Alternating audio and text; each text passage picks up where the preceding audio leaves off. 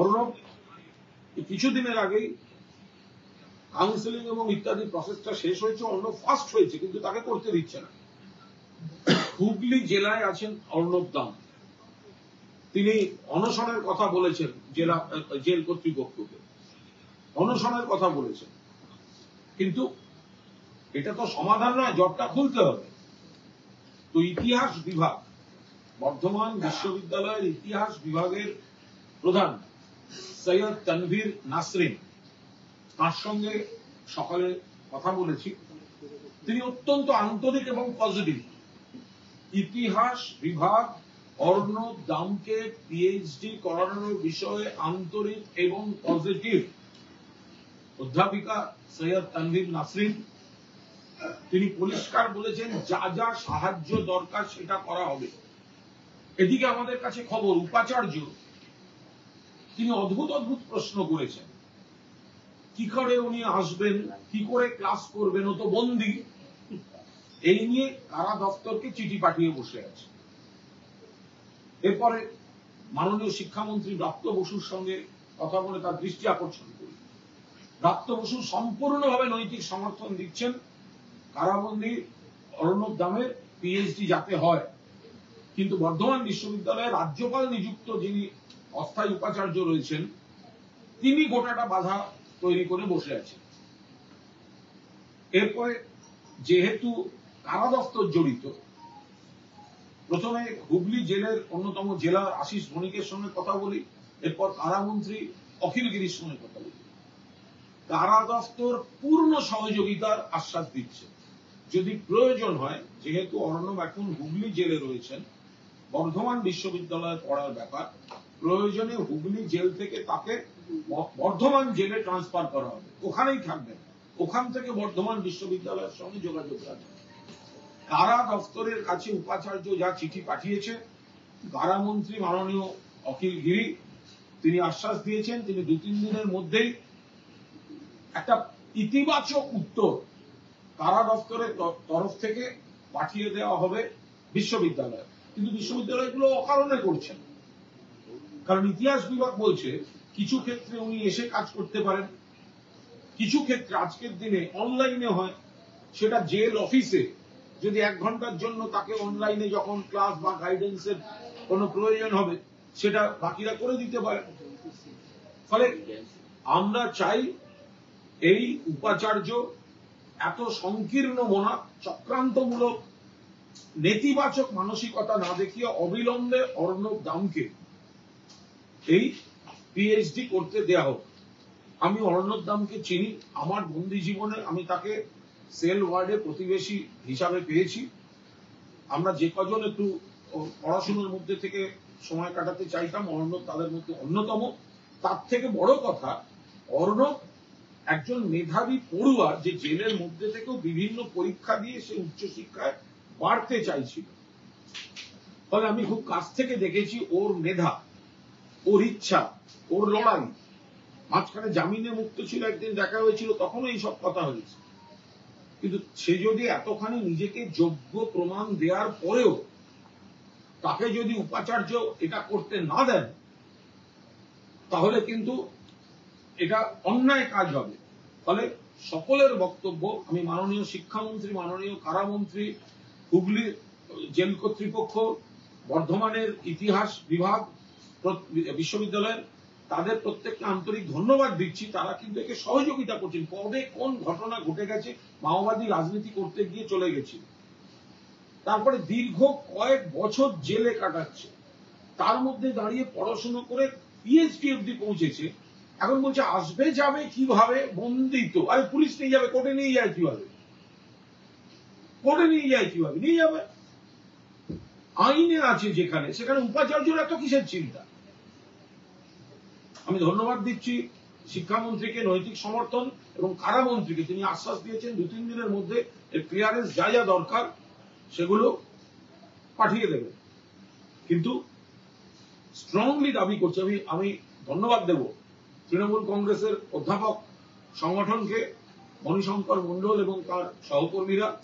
তারা আজ বর্ধমান বিশ্ববিদ্যালয়ে সোচ্চার হয়ে এই বিষয়ে দাবি তুলেছেন যে অর্ণব দামকে পিএইচডি করতে দিতে হবে। আমরা যদি কথার কথা বলি, মাননীয় মুখ্যমন্ত্রী বলেন যে আমরা অন্ধকার থেকে আলোয় ফেরাতে চাই। যদি কোনো কারণে সমাজের মূল স্রোত থেকে একটু অন্য রাজনীতিতে চলে গেছিলেন কেউ, সে যখন ফিরতে চাইছে, তখন আমরা তাকে এতখানি সে নিজেকে লড়াই করে তার প্রমাণ দিচ্ছে যোগ্যতার, পিএইচডির মুখে দাঁড়িয়ে আজকে উপাচার্যের জন্য গোটা ইতিহাস বিভাগের পিএইচডি বন্ধ হয়ে বসে রইল, কারণ ওকে ছাড়তে হবে, সেই জন্য সকলের আটকে গেল। এ হতে পারে নাকি? ফলে এই উপাচার্য চক্রান্তমূলক মনোভাব নিচ্ছেন, ডিপটাইপ করছেন একটা ছেলের লড়াই। সে সমাজের মূল স্রোতে ফিরতে চাইছে, কারাগারে বসেই ফিরতে চাইছে। আমাদের সকলের উচিত তাকে এই পিএইচডিটা যাতে সে করতে পারে সেজন্য সহযোগিতা করা।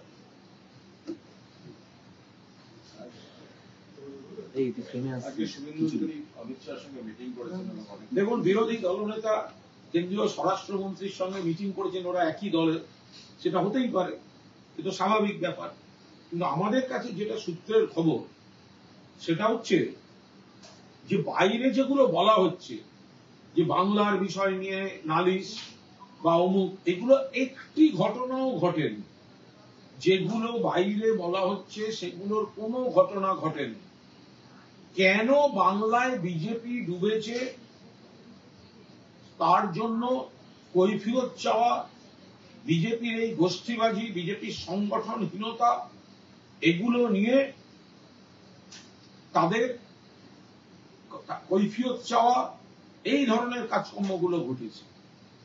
ফলে আমাদের দলের কাছে যা খবর এসছে যে বিজেপির থেকে বাইরে যেগুলো বলা হচ্ছে যে এই বলেছি, এই বলেছি, সেই বলেছি, সেগুলোর একটিও ঘটেনি। ভেতরে পুরো শার্ট প্যান্ট ইস্ত্রি, এবড়ো খেবড়ো শার্ট প্যান্ট ইস্ত্রি করার মতো বিজেপির কেন খারাপ রেজাল্ট হয়েছে সেই পর্বে বিষয়টা হয়েছে। 2 নম্বর, শোনা যাচ্ছে নাকি পশ্চিমবঙ্গ সংক্রান্ত কোন পেন ড্রাইভ বিজেপির নেতাদের তরফ থেকে দেয়া হয়েছে স্বরাষ্ট্রমন্ত্রীকে। তো আমি তো যতদূর জানি, কোন ঘটনা ঘটলে দেওয়ার জন্য সেন্ট্রাল আইবি আছে, সেটা তো অমিত শাহের আন্ডারে। কোনো ঘটনার ছবি দরকার হলে, কোনো ঘটনা পাঠানোর মতো হলে তো সেন্ট্রাল আইবি হোম মিনিস্ট্রিকে পাঠিয়ে দেবে। তার জন্য বিজেপির কোন নেতাকে দিতে হবে কেন? আর যদি সত্যিই কোনো পেন ড্রাইভ দেওয়া হয়ে থাকে, তার ছবিটা পোস্ট করা হলো না কেন? যে ছবিটা পোস্ট করা হয়েছে তাতে তো দুজন ব্যক্তি দুদিকে বসে আছেন। যদি কোনো পেন ড্রাইভ দেওয়া হতো তাহলে নিশ্চয়ই সেই ছবি একটা কিছু পোস্ট করা হতো। আমি জানি না হয়েছে কিনা বা ভবিষ্যতে হবে কিনা।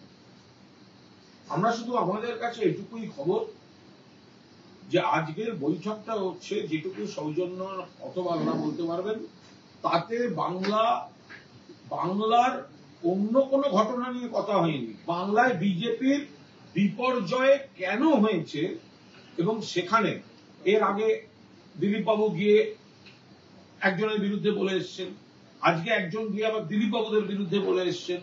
এই যে এক একজন করে এক একজনের বিরুদ্ধে বলে আসছেন, সেরকমই একটা পারস্পরিক দোষারোপের সাংগঠনিক কথাবার্তা হয়েছে তাদের দলের ব্যাপারে। বাইরে যেগুলো বলা হচ্ছে সেগুলো কোনো ঘটনা আজকে বৈঠকে ঘটেনি। এটা বিজেপির লোকেদের থেকেই আমরা জানতে পারছি। বলছি, আরিয়া বাবাদের মদন মিত্র, সৌগত রায়রা পুলিশকে দায়ী করছে, আপনারা কি মনে হয় পুলিশের এর জন্য দায়ী? দেখুন, কিছু ক্ষেত্রে পুলিশের 2-1জন বিচ্ছিন্ন ভাবে, আবার রাজনীতিরও কোনো না কোনো দলের, সে আগের সিপিএম হতে পারে, অন্য রাজ্যের বিজেপি হতে পারে, এইরকম বিচ্ছিন্ন 2-1জন রাজনীতিবিদ আর 2-1জন পুলিশ অফিসারের মদত ছাড়া এই দাদাগিরিগুলো বাড়তে পারে না, চলতে পারে না। এটা বাস্তব, এটা মানতে হবে। এটা বাস্তব এবং এটা মানতে হবে যে রাজনীতির বৃত্তে থাকা একাংশ 2-4 জন, আবার পুলিশের এত বড় সিস্টেমের মধ্যে থাকা 2-4 জন, এদের মধ্যে থেকে একটা নেক্সাস তৈরি হলেই এই ধরনের স্থানীয় দাদাগিরিগুলো প্রশ্রয় পায়। একা একা কোনো সমাজ বিরোধী বেশি দিন চলতে পারবে না। কোনো অবস্থায় চলতে পারবে না। মমতা বন্দ্যোপাধ্যায় তাই পুলিশকে কড়া নির্দেশ দিয়েছেন যে সিপিএম জমানায় যে প্রকাশ্যে গণপিটুনি, মারামারি এগুলো হতো, অন্য রাজ্যে যেগুলো হয় বিজেপি, সেগুলো বাংলায় চলবে না। বাংলায় এই ঘটনা আগে যত ঘটতো এখন অনেক কমে গিয়েছে। আমরা চাই একটা ঘটনাও না ঘটুক। কিন্তু যে বা যারা, কখনো দেখা যাচ্ছে যে একজন মহিলাকে বা একটি যুগলকে নিজেরাই বিচার করে পেটানো শুরু হচ্ছে, আবার এই আড়িয়াধরে তথাকথিত কে জয়ন্ত অমুক লাঠি দিয়ে মারছে একজনকে, সে পুরুষ হোক মহিলা হোক। পরিষ্কার বক্তব্য হচ্ছে এই বিচ্ছিন্ন ঘটনাগুলো আমরা কোনো অবস্থায় অ্যালাউ করি না, করব না। যারা এই গুন্ডাগার্দির দাদাগিরি দেখাতে চাইছে, আইনে নিশ্চয়ই ব্যবস্থা হবে, সেকশন হবে। কিন্তু যারা এই গুন্ডাগার্দিটা ভিডিও করে দাদাগিরি দেখাচ্ছেন, প্রমাণ আছে, পুলিশও একটা ভিডিও ছাড়ুক, যা বিতর্ক হবে, মানুষ আশীর্বাদ করবেন। যে ভিডিওয়ে যে গুন্ডাকে মারতে দেখা যাচ্ছে, সেই গুন্ডাকে সমানভাবে পুলিশ পিটিয়ে ভিডিও দিক, তারপরে সেকশন দিক। দু হাত তুলে মানুষ সমর্থন করবেন। সরকার চায় না এই ধরনের গুন্ডাগার্দি, কিন্তু মারা, দুটো চড় মারা, দুটো লাঠি মারা, আপনি কত সেকশন দেবেন? দুদিনে জামিন পেয়ে যাবে, 7 দিনে জামিন পেয়ে যাবে। আপনি আমাদের দেশের সংবিধানের বাইরে তো যেতে পারবেন না। তো তখন তো এটা বলার কোনো কারণ নেই, পুলিশ ছেড়ে দিল। পুলিশ কি করবে? দেখতে খুব খারাপ লাগছে, লাঠি দিয়ে চারটে মেরেছে, কিন্তু আইনের চোখে, আইনের বইতে ওই লাঠি দিয়ে মারার পরে হয়তো 14 দিন বা 28 দিন জেলে রইল। তারপর কি হবে? এদের দৃষ্টান্তমূলক শাস্তির জন্য ভিডিওতে যা দাদাগিরি দেখা যাবে মারার, পুলিশ অ্যারেস্ট করার সময় সেম ভিডিও সেই ব্যক্তিকে সমানভাবে পিটিয়ে ছাতু করে তারপর ধারা দিক, সে ঠিক হয়ে যাবে। আইনে হয় না। কিন্তু সরকারের মানসিকতা, তৃণমূলের মানসিকতা পরিষ্কার। উন্নয়ন নিয়ে রাজনীতি হবে, উন্নয়নের রাজনীতি হবে, উন্নয়নের প্রতিযোগিতা হবে। এই ধরনের কোন বিচ্ছিন্ন দাদাগিরি, এলাকা দখল, মাতব্বরি, এগুলো তৃণমূল অ্যালাউ করবে। সৌগত রায় তিনি আশঙ্কা করছেন তিনি খুন হয়ে যেতে পারেন, তার কাছে অজ্ঞাত পরিচয় নাম্বার থেকে হুমকি ফোন আসে, জয়ন্তকে না ছাড়লে গুলি করবে। কে করেছে, দুটো দিক থাকতে পারে।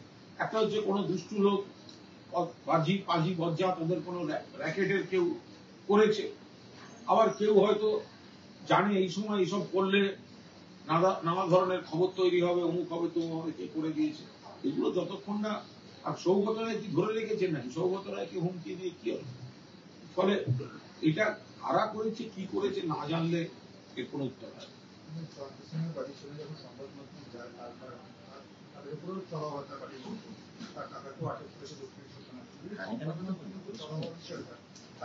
সংবাদ মাধ্যম তো যাবে। আপনার বাড়ির ছেলে যদি দাদাগিরি করে, আপনার বাড়ির ছেলে যদি ভিডিওতে তার একেবারে মাস্তান হওয়ার তার শখ হয়, সে যদি লোককে ওইভাবে পেটায়, মানুষের ক্ষোভ, ভিডিও বেরিয়ে যাচ্ছে, তো সংবাদ মাধ্যম তো নিশ্চিতভাবে তার খোঁজ খবর করবে ইত্যাদি। এটাও আবার নিশ্চয়ই ঠিক যে তার বাড়ির সকলেই তার এই খারাপ কাজের সঙ্গে জড়িত, সেটা নিশ্চয়ই নয়। কিন্তু সংবাদ মাধ্যমকে তো তার কাজ করতে সেই জায়গাটা যেতেই হবে, ওই ব্যক্তির সম্পর্কে তো জানতে চাইতেই হবে। সেখানে যখন এতদিন আপনার বাড়ির লোক সে কি গুন্ডাগিরি করছে, আপনারা মানুন, সমর্থন করুন বা না করুন, আপনারা জানেন না, তা তো হতে পারে না। তো তার সম্পর্কে যখন খবর নিতে আসছে সংবাদ মাধ্যম, তাদের উপর বিরক্ত দেখিয়ে কি হবে? মমতা বন্দ্যোপাধ্যায়কে বলছেন যে আড়িয়াদহের ঘটনা 2021 সালে, এবং এর জন্য দায়ী অর্জুন এলাকার লোক, যদিও সাংসদ সৌগত রায়, কিন্তু 2021 সালের ঘটনা। মমতা, এটা তো পুরনো ঘটনা, সে তো প্রমাণিত। এই ঘটনাটা পুরনো, সেটা তো দেখাই গেছে 21 সালের ঘটনা। আর মাননীয় মুখ্যমন্ত্রীর কাছে যত তথ্য ইনফরমেশন আছে, তার ভিত্তিতেই তিনি কথাগুলো বলছেন। ফলে একটু আলাদা বাড়তি এরকম কোনো মন্তব্য হতে পারে না। তৃণমূল কংগ্রেস এবং মাননীয় মুখ্যমন্ত্রী, তিনি তো দল মত নির্বিশেষে ব্যবস্থা নেওয়ার জন্য পুলিশকে বলেছেন। ফলে শুধুমাত্র বিরোধীরা তৃণমূলকে আক্রমণ করবে, আবার কিছু ক্ষেত্রে দেখা যাবে অন্য লোক তাতে মদত দিয়েছে, এগুলোও তো চলতে পারে না। ফলে মমতা বন্দ্যোপাধ্যায় দলমত নির্বিশেষে পুলিশকে অ্যাকশন নিতে হবে। বিরোধীরা অভিযোগ করছে যে যখন বকটুই, সন্দেশখালী, হাসখালী, কাদিপুর, শাহজাহানগঞ্জ দৌড়ে মমতা বন্দ্যোপাধ্যায় অন্যের এখানে দোষ চাপাচ্ছে কোনো ঘটনা। বিরোধীদের এসব বিষয় নিয়ে কথা বলার কোনো নৈতিক অধিকার নেই। যে বিজেপির ডবল ইঞ্জিন সরকারের জমানায় একের পর এক গণপিটুনি, অমুক তমুক সবকটা খারাপ কাজ হয়, গণধর্ষণ এবং খুনে দোষী প্রমাণিতদের জেলের গেট খুলে দিয়ে ছেড়ে দেওয়া হয় সম্বর্ধনা দিয়ে, সেই বিজেপির কথা বলার অধিকার নেই। যে সিপিএম এর জমানায় দিনে দুপুরে বিজন সেতুর উপর ছেলে ধরা বলে পিটিয়ে মারা হয় 17 জন আনন্দমার্গী সন্ন্যাসী এবং 2 জন সন্ন্যাসীকে, সে একের পর এক বাম জমানায় গণহত্যা গণধর্ষণের ঘটনা ঘটে, সেই সিপিএম এর এইসব নিয়ে কথা বলার কোনো অধিকার নেই। আজকে মিডিয়া, সোশ্যাল মিডিয়ার যুগ, চারপাশে যে ঘটনা ঘটছে আগে জানা যেত না, এখন কিছু জিনিস জানা যাচ্ছে, সেটার উপর দাঁড়িয়ে যা যা ব্যবস্থা নেওয়া মমতা বন্দ্যোপাধ্যায় পুলিশ নিচ্ছে। এদিকে অমিত শাহকে এই জেসিবি জয়েন্টের সম্পর্কেও বিরোধী দলনেতা জানিয়েছেন। আমি আবার বলছি যে বিরোধী দলনেতা মাননীয় কেন্দ্রীয় স্বরাষ্ট্রমন্ত্রীকে যা যা জানিয়েছেন বলে বাইরে বলা হচ্ছে, আমাদের কাছে খবর যে সেগুলো একটিও বাইরে আলোচনা হয়নি, ভেতরে আলোচনা হয়নি, সম্পূর্ণ অন্য বিষয়ে আলোচনা হয়েছে। ভঙ্গুর বিজেপি, গোষ্ঠীবাজিতে দল, বিভিন্ন বিজেপি, শুভেন্দুবাবুদের উল্টো গোষ্ঠী যা যা অভিযোগ করে এসেছিল, এগুলো নিয়ে তাদের ঐক্যত চাওয়া, মতামত চাওয়া, এইসব আলোচনা হয়েছে। সেটাকে ধামাচাপা দেওয়ার জন্য, শাক দিয়ে মাছ ঢাকার জন্য বাইরে এইসব জেসিবি অমুক তমুক, অমিত শাহ সে নিজের জ্বালায় মরছে, মণিপুর থেকে শুরু করে বাকি সমস্ত নিয়ে তার খেয়ে দিয়ে কাজ নেই, বাংলা নিয়ে গোয়ারা হারা নিজের দলের লোকের কাছ থেকে বাংলা নিয়ে শোক সভা শুনে। এই জয়ন্তর প্রাসাদ সম বাড়ি, এক বড় গোয়ালঘর, এতদিন ধরে রমরমাল চলছে, তুমি এতদিন ছিল। এটা তো বারবার আলাদা আলাদা করে কথা বলার কোনো দরকার নেই। কোথাও গন্ডগোল ছিল বলেই তো ব্যবস্থা কড়াভাবে নিতে বলা হচ্ছে, আয়ের উৎসটা নিয়ে প্রশ্ন এবং এগুলো দেখার কথা সংশ্লিষ্ট বিভাগগুলো। রাস্তায় থানার পুলিশ এই এলাকায় কে বাড়ি করলো, কার বাড়িটা সাদা, কার বাড়িটা বড় হলো, কার বাড়িটা ছোট হলো, ওটা স্থানীয় থানার দেখার আওতায় পড়ছে। এটা সম্পূর্ণভাবে এগুলোর জন্য আলাদা ফোরাম, আলাদা অথরিটি, কেন্দ্রের কিছু এজেন্সি, কিছু এর সঙ্গে কে কার বাড়ি করে বসলো, তার সঙ্গে স্থানীয় থানা সে কি করবে। থানার কাছে যদি কোনো কমপ্লেন আসে, এই বাড়িটা জোর করে হচ্ছে, এই বাড়িটা বেআইনি ভাবে হচ্ছে, তখন থানার কোনো অভিযোগ হতে পারে। কারণ বাড়ি করছে, সে থানা কি করবে সেটা। 4 দিনের পর এই জেসিবির কথা বলুন, জয়ন্তর কথা বলুন, এত ঘটনা ঘটছে, বিরোধীদের কিন্তু রাস্তায় দেখা যাচ্ছে না, আন্দোলন বিরোধী আবার কোথায়? বিরোধী আছে না। গতকালকে আপনারা এতক্ষণ মানিকতলা ভোটের পর বিজেপি প্রার্থীর এত বড় প্রেস কনফারেন্স দেখালেন, এত বড়, কত কথা, কত দুঃখ, কত কথা। আজকে যখন তাই নিয়ে স্ক্রুটিনি ইলেকশন কমিশনের অফিসে, তখন তিনি নেই, তার কোনো অথরাইজ কোনো লোক নেই। তাহলে মিডিয়াকে ভুল প্রচারের জন্য মিডিয়া কেন অপব্যবহৃত হচ্ছে? যদি আমি বলে থাকি যে এই এই জায়গায় গুন্ডামি হয়েছে, এই এই জায়গায় অন্যায় হয়েছে, এই এই জায়গায় হয়েছে, আপনারা আমায় দেখালেন, আমি ফুটেজ নিলাম। আর যখন সেটা অফিসিয়ালি সেটা নিয়ে মিটিংটা হচ্ছে, স্ক্রুটিনি হচ্ছে, ওখানে রিপোল, উনি বলছেন আমি রিপোল চাই, আর রিপোল চাওয়ার আজকের মিটিংটায় উনি নেই। উনি জানেন গতকাল এমন একটা বুথে সন্ত্রাসের অভিযোগ করেছে, সেই বুথটাই মানিকতলায় নেই। মানিকতলায় 277 নম্বর অব্দি বুথ আছে, আর অভিযোগ হয়েছে 290 নম্বর বুথ নিয়ে। আপনারা এদেরকে নিয়ে ফুটেজ দিচ্ছেন। আজকে তো আপনাদের ওদের জিজ্ঞেস করা উচিত, গতকাল আমাদের এত কথা বলার পর আজকে আপনারা গেলেন না, কেন গেলেন? যদি সত্যি কোনো অভিযোগ থাকে, রাস্তায় কে কাকে গো ব্যাক বললো, 21 সাল থেকে দেখা যায়নি, হঠাৎ এসে দুটো গো ব্যাক বললো, মুখ বললো, তার সঙ্গে তো ভোট একটা সারাদিন দেখাতে পেরেছেন? কোন একজন ব্যক্তি বলেছে যে আমি ভোট দিতে গেছিলাম, আমাকে কেউ বার করে দিয়েছে? গোটা মানিকতলা কেন্দ্রে একজন মাননীয় ভোটারকে দেখাতে পেরেছেন? এতগুলো চ্যানেল, এতগুলো সোশ্যাল মিডিয়া, এতজনের হাতে ফোন, যে কোনো ব্যক্তি বলেছেন আমি ভোট দিতে গেছিলাম কিন্তু আমাকে ভোট দিতে দেয়নি, হয়নি, অবাধ ভোট হয়েছে। দুর্নীতি মামলায় আজকে চার্জশিট পেশ করেছে কেন্দ্রীয় সংস্থা। সেখানে বলা হচ্ছে যে 16টা পুরসভার ক্ষেত্রে গ্রুপ বি গ্রুপ সি নিয়োগে চেয়ারম্যান পদাধিকারীর নির্দেশে কাজ করেছে এবং বিপুল টাকা বিজেপির নির্দেশে বিজেপির পলিটিক্যালি সাহায্য করার জন্য দিয়েছে। যে পুরসভাগুলিতে তদন্ত সত্যি হলে বিজেপি নেতারা বিপাকে পড়বেন, এজেন্সি সেই দিকে যাচ্ছে না। ফলে বিজেপিকে রাজনৈতিকভাবে অক্সিজেন দেওয়ার জন্য এটা নিরপেক্ষ তদন্ত হচ্ছে না। তদন্তে আমাদের কোনো আপত্তি নেই। কোথাও কোনো ভুল থাকলে কোর্টে প্রমাণ হবে, যারা অ্যাকিউজ তারা বুঝবে, দল সমর্থন করতে যাবে না। কিন্তু যেখানে যে পুরসভায় বিজেপির কে বিভিন্ন অভিযোগ, সেইখানে কিন্তু গিয়ে কেন্দ্রের এজেন্সি পৌঁছচ্ছে। বিজেপি নিয়ে কথা হচ্ছে, যেটা জানা যাচ্ছে যে বিজেপির দুটো সভাপতি হতে পারে রাজ্যে, একদম গ্রামীণটা দেখবেন, একটা শহর। এইসব ফান্ডেলা কাজে লাগিয়ে কি বিজেপি রিভাইভ করতে পারবে? না না, ওদের নানা রকম দিক, মানে ওদের বিজেপি প্রথম কথা একটা আলাদা দল, তাদের কে সভাপতি হবে, কজন সভাপতি হবে, তাই নিয়ে আমরা বলার কেউ নেই। গ্রাম বা শহর এইসব ভাগ করেও তো বিজেপি তো অক্সিজেন পাবে না মানুষের সঙ্গে নেই। ভাগ করে দিক, বিজেপি সভাপতি গ্রাম, সভাপতি পাহাড়, সভাপতি নদী, সভাপতি পুকুর, সভাপতি বঙ্গোপসাগর, সভাপতি বন জঙ্গল, সভাপতি পাহাড়, নানাভাবে ভাগ করতে পারে, কিন্তু তাতেও বিজেপির কিছু হয়। বলছি যে আজকে ওএমআর ধরতে কেন্দ্রীয় এজেন্সি টানা 3 দিন ধরে কলকাতায় বিভিন্ন অফিসে তল্লাশি চালাচ্ছে। তারা তল্লাশি করার করছে, তদন্ত করছে, তাই নিয়ে কোনো মন্তব্য করবো না। শুধু দেখতে হবে তদন্তটা যেন নিরপেক্ষ হতে হয়। কোনো নির্দিষ্ট রাজনৈতিক দল বা বিজেপির নির্দেশে কোনো একটা ওয়েল স্ক্রিপ্টেড দিকে যেন তদন্তটা তারা না নেয়। আমাদের সরকারি জমিতে বৃদ্ধাশ্রমের বিলাসবহুল রিসর্ট বানানো হয়েছে। বৃদ্ধাশ্রম বানানোর কথা সরকারি বিলাসবহুল রিসর্ট বীরভূম জেলা পরিষদ প্রশ্নের মুখে নির্বিঘ্ন চালানোর কথা বলেছেন জেলা সভাপতি। অন্যায় যদি হয়ে থাকে, বেআইনি যদি হয়ে থাকে, মমতা বন্দ্যোপাধ্যায় মাননীয় মুখ্যমন্ত্রী যা যা নির্দেশ দিয়েছেন সেগুলো কঠোর হতে পালিত হবে। নিজের ক্ষেত্রে ওরকম বড় কোনো দুর্নীতি হয়নি করে জানানো। কেন্দ্র তো বলবেই, তদন্তটা তো কেন্দ্রের হতে পারে না। আমরা তো ঘোরার থেকে বলছি যে কেন্দ্র দুর্নীতি করেছে, ভারতবর্ষের বৃহত্তম পরীক্ষা কেলেঙ্কারি, আর তদন্ত করছে কেন্দ্রেরই সংস্থা সিবিআই। হয় নাকি, ওরা ম্যানেজ করে নিচ্ছে। ফলে এটা তো সুপ্রিম কোর্টের কোন বিচারপতির তত্ত্বাবধানে তদন্তটা প্রয়োজন। সেটা আমরা প্রথম দিন থেকে বলে আসছি। যে সরকারের কেলেঙ্কারি, সেই সরকারের এজেন্সি তদন্ত করছে দিল্লিতে, এত বড় একটা কেলেঙ্কারি, অবিলম্বে এটা বিচার বিভাগীয় তদন্ত করবে।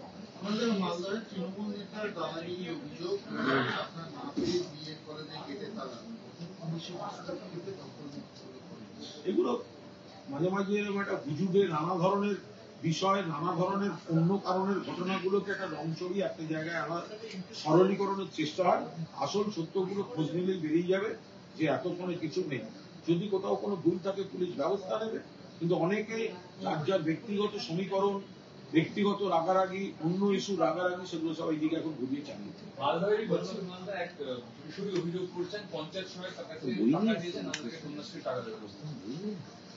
আমি তো আবার বললাম, এখন কার কিসের উপর রাগ ছিল, এখন এই ধরনের অভিযোগ করলেই কাউকে অন্তত নেতিবাচক প্রচারে জড়িয়ে দেওয়া সম্ভব। ফলে এগুলো তার সঙ্গে সেইখানে তার ব্যক্তিগত কোনো রাগারাগি ছিল কিনা, দুই পরিবারের কোনো রাগারাগি ছিল কিনা, এর রাস্তা দিয়ে ও হাঁটে কিনা, ওর পুকুরে সে সাঁতার কাটে কিনা, এইগুলো স্থানীয় সমীকরণ না জেনে এর উপর দাঁড়িয়ে মন্তব্য করা যায়। অন্যায় হয়ে থাকলে শাস্তি হবে। বলছি আপনাকে মনে হয় যে আরিয়া কাণ্ডে অর্জুন সিং দায়ী? মাননীয় মুখ্যমন্ত্রী মমতা বন্দ্যোপাধ্যায়ের কাছে আমাদের থেকে অনেক বেশি বিস্তারিত ইনফরমেশন থাকে। ফলে তিনি যেখানে বলেছেন, ফলে এখানে আমরা এত দূর থেকে আর কি মনে হচ্ছে এগুলো ইনমেটেরিয়াল।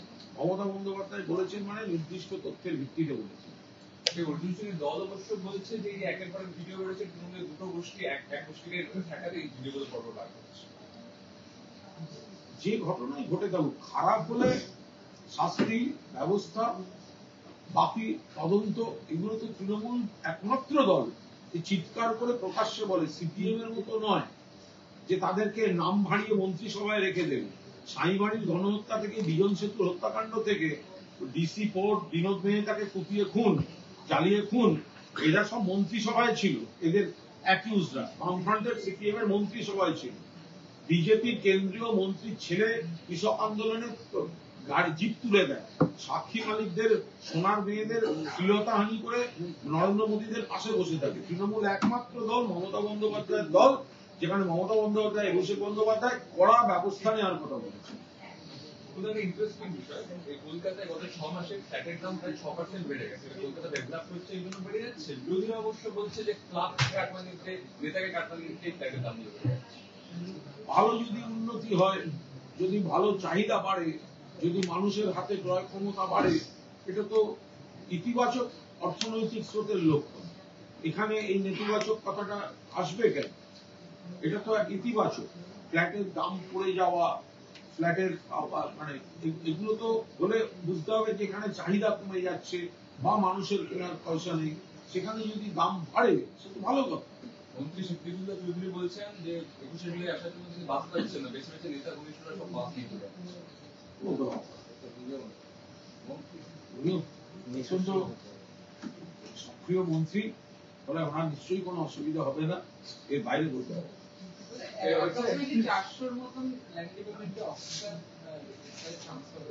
অত্যন্ত ইতিবাচক পদক্ষেপ। মাননীয় মুখ্যমন্ত্রী পরিষ্কার বলেছিলেন যে এইখানে যদি কোনো অফিসাররাও বা কোনো সরকারি কর্মীরাও কোনো অনৈতিক কাজ করে থাকেন, ঘুঘুর বাসা তিনি ভেঙে দেবেন। সেই সমস্ত তদন্তগুলো হচ্ছে, কিছু ক্ষেত্রে ব্যবস্থা হচ্ছে, তো ভালো কথা। মুখ্যমন্ত্রী এবং এই তৃণমূল সরকার আছে বলেই এই ব্যবস্থাগুলো হয়।